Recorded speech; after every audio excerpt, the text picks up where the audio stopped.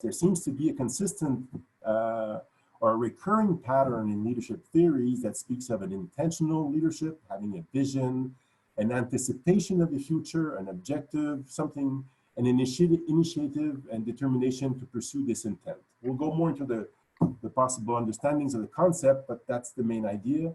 And an appreciative leadership, which is the capacity to acknowledge, value people and situations as they are. So I can be open to whatever happens, and I'm just not stuck in my head in my intentions.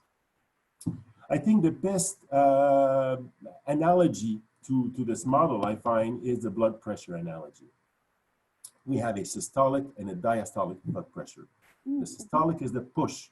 If you don't have push, if you don't have that push, you're going to be pretty flat. And the same thing in leadership. If you don't have that kind of energy and that will to accomplish something, and if we don't have a will, if Kim and I didn't have a common kind of a will to realize this webinar, it wouldn't happen, or it wouldn't happen well. But in combination to that is the diastolic leadership, is your capacity to be open to the fact that Grant has been having difficulty hearing, open to different participants arriving at different times, and in order to kind of make this a collective force. And this, you can go in a very psychological perspective, how that we all have those tendencies and how to integrate them. The model, essentially, you can look at on the left-hand side, so the intentional principles, what do I will, and conversely, the appreciative, what do I appreciate? And as a collective, what we will together, what do we want to achieve or whatever, and the appreciative.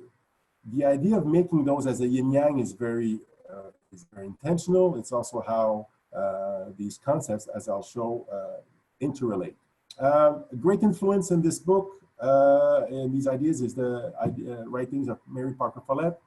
She writes how the power of leadership is the power of integrating, much more an idea of a power with than a power over, which would be commanding. But the book is, I would say, overflows with quotes of Mary Parker Follett, and I've done this intentionally. She's simply a genius ahead of her time, and I think a thinker for the ecological age that we're entering,